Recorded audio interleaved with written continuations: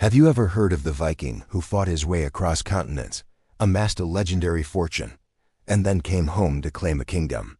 This isn't a fantasy novel. It's the real-life story of Harald Hardrada, often called the last great Viking king. His life was so epic, it makes most action movies look tame. So grab your horned helmet, just kidding. They didn't really wear those, and let's dive into the incredible saga of Harald Sigurdsson, a man whose ambition reshaped the map of Europe. Born into Norwegian royalty around 1015, Harald's story nearly ended before it began. As a teenager, he fought alongside his half-brother, King Olaf, at the fateful Battle of Stiklestad. The battle was a disaster.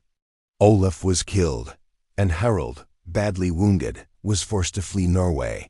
This wasn't the end, but the explosive start to one of history's greatest comeback stories.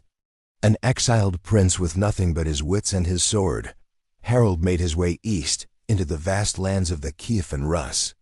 In the court of Yaroslav the Wise, Harald didn't just find refuge, he found opportunity. He quickly rose through the ranks, becoming a respected military commander. But Harald's ambition was bigger than just serving another king. His eyes were set on the glittering prize of the medieval world, Constantinople, the capital of the Byzantine Empire. So he journeyed south, along with a band of loyal Norsemen, to join the most elite mercenary unit of the time, the Varangian Guard. Imagine this: a towering Norwegian warrior, leading a company of axe-wielding Vikings, serving as the personal bodyguards of the Byzantine emperor. In the Varangian Guard, Harald wasn't just a soldier, he was a superstar. He fought in campaigns from the Mediterranean to the Middle East, battling pirates, crushing rebellions, and earning a fearsome reputation. The sagas tell us he was a brilliant tactician, ruthless in battle, but cunning in strategy. He was so successful that he was nicknamed the Bulgar Burner for his brutal effectiveness in the Balkans. And the pay? It was legendary. The Varangians were allowed to pillage the palace of a deceased emperor, a practice known as palutasverf. Harald took full advantage. He amassed a colossal fortune in gold and jewels, so much that he had to regularly ship it back to Yaroslav the Wise in Kiev for safekeeping. He wasn't just a warrior. He was becoming one of the wealthiest men in the world. His time in Constantinople was filled with intrigue, battles, and even a bit of romance and scandal, reportedly involving the Empress Zoe herself. Eventually, after a dispute with the new emperor, Harald had to make a dramatic escape, breaking the great chain that guarded the Golden Horn harbor to sail away with his treasure and his men. With a mountain of gold and a reputation that preceded him, Harald returned to the Kiev and Rus. There, he married Yaroslav's daughter, Elisiv, solidifying his status. But his homeland was always on his mind. In 1045, HaraldHardrada, the exiled boy who had fled with nothing, returned to Norway. He arrived with a fleet of ships and a fortune so vast that the current king, his own nephew Magnus the Good, had no choice but to strike a deal. They agreed to rule Norway as co-kings. The arrangement didn't last long. Magnus died just a year later, leaving Harald as the sole ruler of Norway. Finally, he had his kingdom, but was he content? Absolutely not.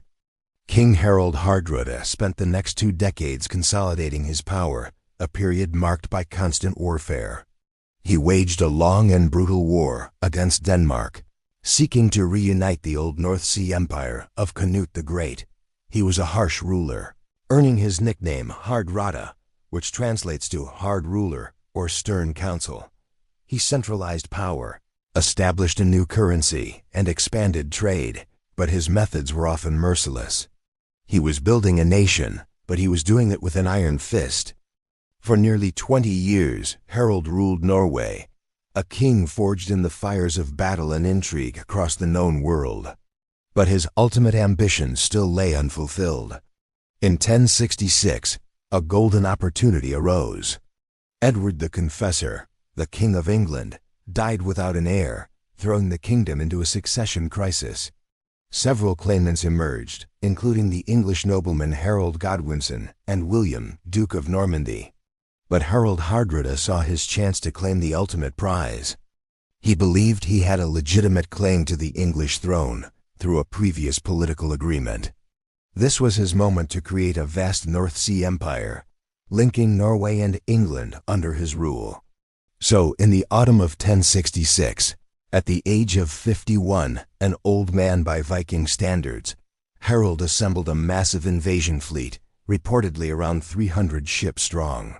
He sailed for England, joined by Tostig Godwinson, the disgruntled brother of the English claimant, Harald. Their invasion began successfully. They landed in the north of England and crushed a local army at the Battle of Fulford Gate. The city of York surrendered, and it seemed Harald's grand ambition was within his grasp. But his luck was about to run out. Just a few days later, on September 25, 1066, the English king, Harald Godwinson, surprised the Norse army at a place called Stamford Bridge. Godwinson had accomplished an astonishing feat, marching his army nearly 200 miles in just 4 days. The Vikings were caught completely off guard. Many weren't even wearing their full armor, enjoying the warm weather.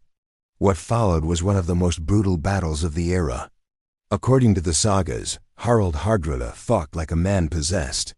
Towering over everyone, he supposedly entered a berserker rage, wielding a two-handed sword and carving a path through the English lines.